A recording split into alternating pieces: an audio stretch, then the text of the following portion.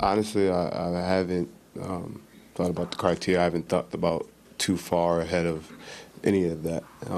I will be opting out, and that's as far as I've gotten. That's honestly as far as I've gotten. We lost yesterday.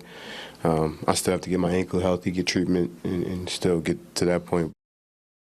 Kyle Lowry a day ago as we sound the alarm for possible overreaction, Scotty Rude, because it looks like with Kyle Lowry now deciding to opt out, can they find a starting point guard in free agency out of those guys? Now, look, you don't expect Steph Curry to leave Golden State. D-Rose, who knows? Drew Holiday, available. Jeff Teague and George Hill as well.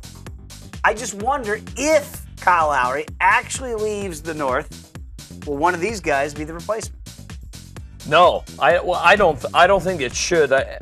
Listen, they're at a crossroads, and it starts and truly ends with Kyle Lowry. By the way, Chris Paul should have been on that sheet too. Sure. There's more likelihood that he leaves than Steph Curry. Steph Curry's going to be a Golden State Warrior. So it's an overreaction to think that one of those guys is going to be the replacement. As of right now, yes. Now, Kyle Lowry will opt out, but he should. I mean, this is where we've been now for the past 2 years, and this might be the last year we see that. But he being 31, he's 10-plus year vet. He's going to get $200 million these days with this team. There's a big difference with him being designated where he can make $40 more million. It's a huge deal. Are the taxes high in Canada? Yeah. They don't have guns and everybody has health care, though. I don't think that really applies. The NBA's got pretty good coverage. The unrestricted guys, but Chris Paul would have to opt out if he chooses to. Yeah, which he's going to.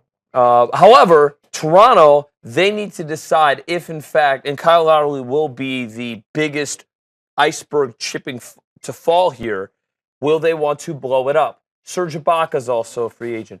The others that were acquired, PJ Tucker. Everybody they got. Well, I mean, you got DeMar DeRozan for 4 more years, making $30 million. Right. So what are you going to do? You also have Valanciunas.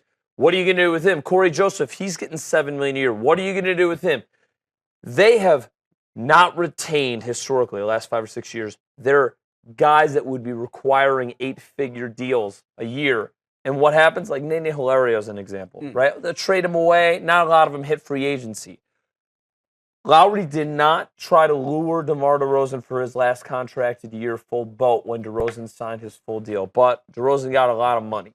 Ibaka's going to get $20 million a year where he's going to get, which is still only about $7-8 million fewer dollars annually than what Lowry would do. What is the better alternative? So here's what I'm going to say. Yes, sign Kyle Lowry. I still think you're the second best team. Don't sign Serge Ibaka because then you're going to be paying repeater tax. Go find cheap, short-term power forwards to fill in the gaps because, quite frankly, they've drafted well in the late part of the first round. They have 4 or 5 really good contracts right now that are either non-guaranteed or automatic rookie deals, and I think you can surround them. Without Kyle Lowry and DeRozan, what do you have? And you're never going to get what you really want in exchange if you're starting to sell out all their other big names. They still need to be in win mode for the next couple of